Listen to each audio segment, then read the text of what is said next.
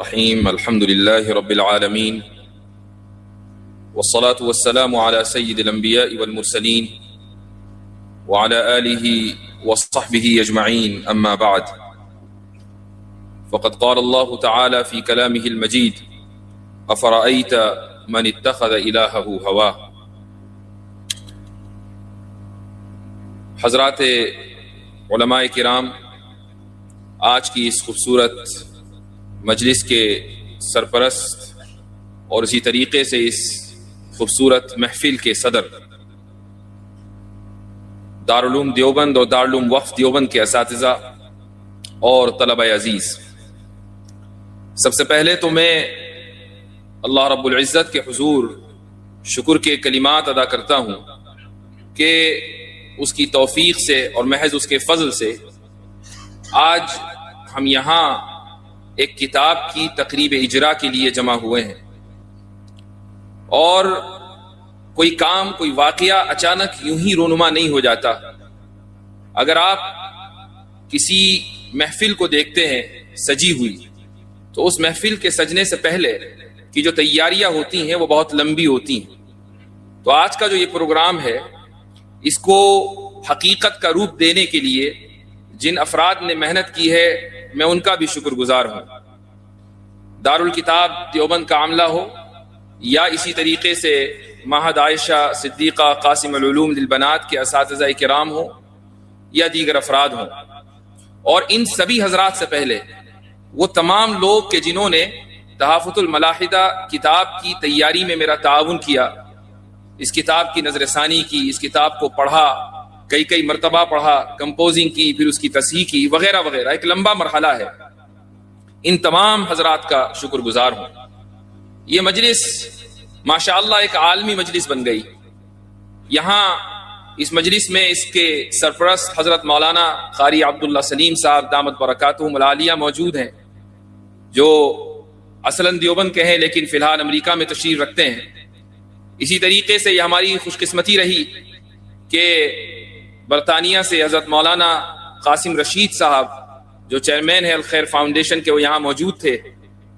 اسی طرح برطانیہ ساؤتھ افریقہ سے ڈاکٹر اشرف دوکرات صاحب کے جن کے کلمات آپ حضرات نے شروع میں سنے انگریزی میں، بلکہ اور آگے بڑھ کر میرے ایک اسٹوڈنٹ ہیں کہ جنہوں نے میرے پاس عالم کورس مکمل کیا ہے، ہیں وہ امریکہ کے لیکن گزشتہ غالباً 15 سالوں سے مکہ مکرمہ میں رہتے ہیں، شیخ علی ٹافٹ، جو اپنے صاحبزادے کے ساتھ یہاں موجود ہیں اس مجلس میں. اسی طرح ایک اور صاحب جو میرے پاس اس وقت دورہ حدیث پڑھ رہے ہیں، مولوی معاذ، جو نیوزی لینڈ سے تشریف لائے ہیں. اور یہ بھی بتا دوں آپ کو کہ شاید میری معلومات میں وہ پہلے پائلٹ ہوں گے جو عالم بھی بنیں گے، وہ پائلٹ ہیں بائی پروفیشن. تو یہ تمام حضرات یہاں جمع ہیں، میرے 2 ماموں یہاں جمع ہیں ماشاء اللہ. تو میں شکر گزار ہوں ان تمام حضرات کا، اور شکر گزار ہوں آپ سبھی لوگوں کا جو اتنی دیر سے یہاں جمع ہوئے ہیں اور گفتگو سن رہے ہیں. جب لاک ڈاؤن لگا 2019 کے اواخر میں، 2020 کا عرصہ شروع ہوا، اور یہ وہ زمانہ تھا کہ جب ایک بڑی تعداد لوگوں کی گھروں میں بیکار بیٹھی تھی.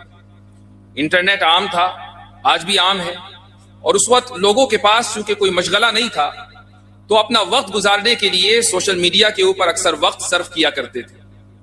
یہ جو سوشل میڈیا کا ایڈکشن پڑا ہے، یہ دراصل اسی دور کا نتیجہ ہے.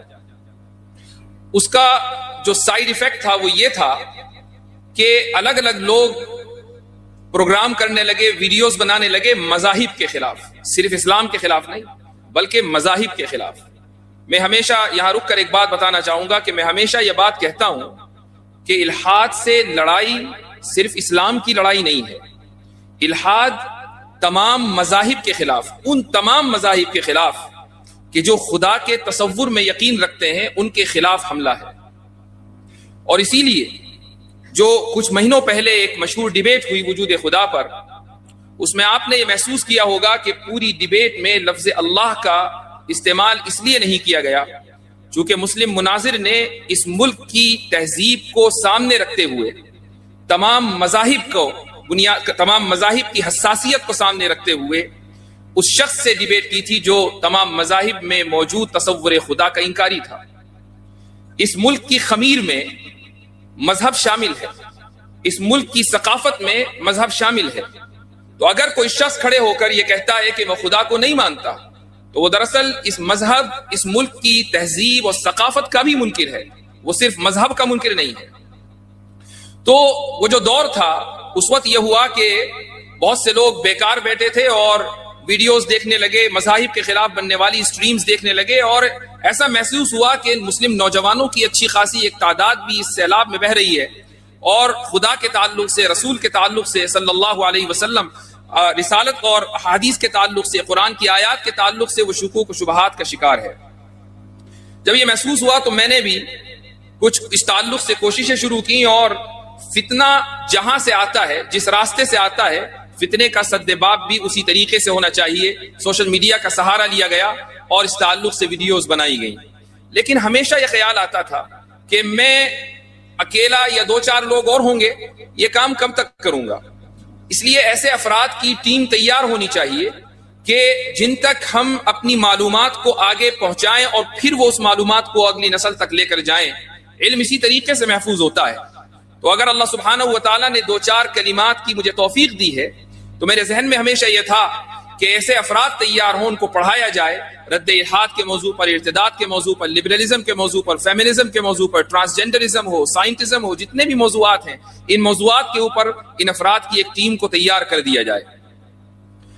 2020 میں یہ سلسلہ شروع ہوا اور 2023 میں یہ سلسلہ ختم ہوا۔ ارادہ یہ تھا کہ 2 سال کا یہ کورس ہوگا، لیکن 3 سال تک چلا۔ ہفتے میں سنیچر کے دن یہ کلاس ہوتی تھی، 2 سے 3 گھنٹہ گفتگو ہوتی تھی، اور اس کے بعد اس درس کو قلم بند کر لیا جاتا تھا۔ پھر 2023 میں جب یہ سلسلہ ختم ہوا تو اس کے بعد پھر میں نے نظر ثانی کا سلسلہ شروع کیا، اور کافی حذف و اضافے کے بعد آج الحمدللہ 2026 میں تحفۃ الملاحدہ آپ حضرات کے سامنے 6 جلدوں میں موجود ہے۔ اس کورس سے نکلنے والا ایک نام بڑا مشہور ہوا، اور یہ نام تھا مفتی شمائل عبداللہ ندوی کا۔ میرے بہت قریبی ہیں، اور مجھے افسوس ہے کہ آج کی اس نشست میں وہ موجود نہیں ہیں۔ ان کی بھی یہ خواہش تھی، اور ابھی جب یہ پروگرام شروع ہوا، ہو سکتا ہے کہ وہ ہمیں دیکھ بھی رہے ہوں، وہ مجھے میسج بھیجا انہوں نے اور کہا کہ بھئی میری سند کہاں ہے؟ تو میں سمجھتا ہوں کہ ان کی سند ان کی طرف سے میں خود وصول کر لیتا ہوں انشاءاللہ تعالی۔ لیکن اس کورس سے نکلنے والے مفتی شمائل ایک نہیں ہے، 110 کے قریب مفتی شمائل یہاں موجود ہیں، اور تقریباً جب یہ کورس ہم نے شروع کیا تھا تو اس وقت 600 سے زائد افراد نے اس سلسلے کو شروع کیا، اور اس وقت مجھے اندازہ تھا کہ تقریباً 30%، 40% حضرات باقی رہیں گے، لیکن الحمدللہ تقریباً 250-300 افراد ایسے ہیں کہ جنہوں نے اس کورس کو مکمل کیا۔ ان میں سے ایک بڑی تعداد یہاں موجود ہے، اس ملک میں موجود ہے، اور ایک تعداد دوسرے ممالک میں موجود ہے۔ یوں اس کتاب کے لکھے جانے کا کہ یہ سفر کی مختصر سی روداد ہے۔ پھر ایک واقعہ اور بھی ذہن میں آیا، وہ بھی میں بتاتا چلوں۔